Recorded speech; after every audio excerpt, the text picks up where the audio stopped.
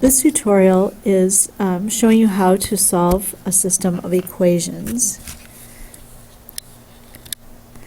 First, we're going to solve a system of equations by graphing. I've got two graphs here. They're both written in slope-intercept form. This first equation, y equal negative 2x plus 5, I will graph the y-intercept first, which is 5. So 1, 2, 3, 4, 5. The slope is negative 2, so I'll make it negative 2 over 1. So we'll go down to a rise of negative 2 to the right 1. And I'm going to do that several times, so I have several points to use. Then I'll take my straight edge and connect those points.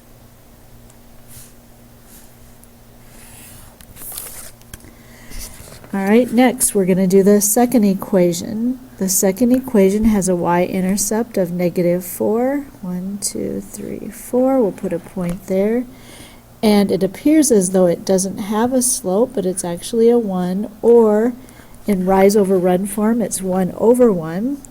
So from the y-intercept, I'm going to go up 1, right 1, put a point, up 1, right 1, put a point, and continue doing that. I will connect the points with a line, and it appears as though the two lines intersect at 3, negative 1. So that would be the solution to the first set of equations.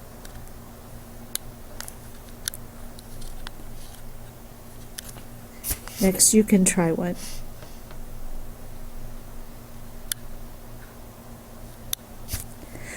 Now I'm going to show you how to solve by substitution.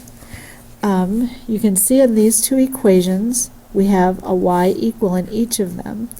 So what I'm going to do is I'm going to take this second equation, and it says that y is equal to 2. So I am going to put a 2 in for that equation, for that y value. So I have 2 is equal to 4x minus 10, and then I'm going to solve it for x. So I'm going to add 10. 12 is equal to 4x,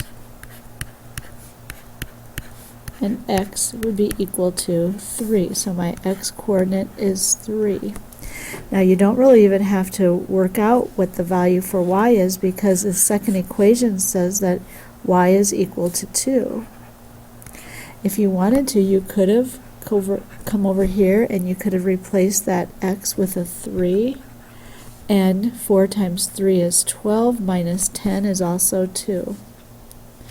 The next problem I have is a little bit more difficult to do. It doesn't have both equations in that y equal form of the slope-intercept form. It does have one of them solved for y, and it says that y is equal to 6x. So I'm going to replace this y with 6x. So it's going to be negative 2x plus 5 times the quantity 6x equals 56. And then we'll go through the motions of solving it.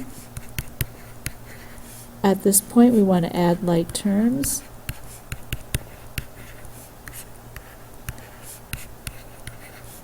X is going to be equal to the number 2. So x is 2.